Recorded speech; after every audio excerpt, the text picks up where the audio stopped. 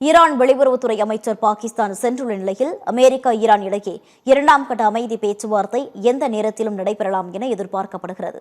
Iran மீது கடந்த பிப்ரவரி 28ஆம் தேதி அமெரிக்கா, இஸ்ரேல் இணைந்து கூட்டு தாக்குதல் நடத்தின. இதையடுத்து இஸ்ரேல் மீதும் வளைகுடா நாடுகளில் உள்ள அமெரிக்க ராணுவ தளங்கள் மீதும் ஈரான் தாக்குதல் நடத்தியது. மேலும் ஹோர்முஸ் நீரிணையை ஈரான் மூடியதால் பல நாடுகளும் பாதிக்கப்பட்டுள்ளன. அமெரிக்கா, ஈரான் இடையே 2 வாரம் போர் நிறுத்தம் அமல்படுத்தப்பட்ட பிறகு நடைபெற்ற முதல் கட்ட பேச்சுவார்த்தை தோல்வியில் முடிந்தது. கடந்த வாரம் திட்டமிடப்பட்ட 2ஆம் கட்ட பேச்சுவார்த்தை நடைபெறாத நிலையில் இரு நாடுகள் இடையேயான போர் நிறுத்தம் நீட்டிக்கப்பட்டது. இந்நிலையில் ஈரான் வெளியுறவுத்துறை அமைச்சர் அப்பாஸ் அரக்சி பாகிஸ்தான் சென்றுள்ளார். டிரம்பின் சிறப்பு தூதர் விட்காஃப் குஷ்னர் தலைமையிலான அமெரிக்க குழுவினரும் பாகிஸ்தான் விரைந்துள்ளனர். இதனால் அமெரிக்கா, ஈரான் இடையே 2ஆம் கட்ட அமைதி பேச்சுவார்த்தை எந்த நேரத்திலும் நடைபெறலாம் என எதிர்பார்க்கப்படுகிறது.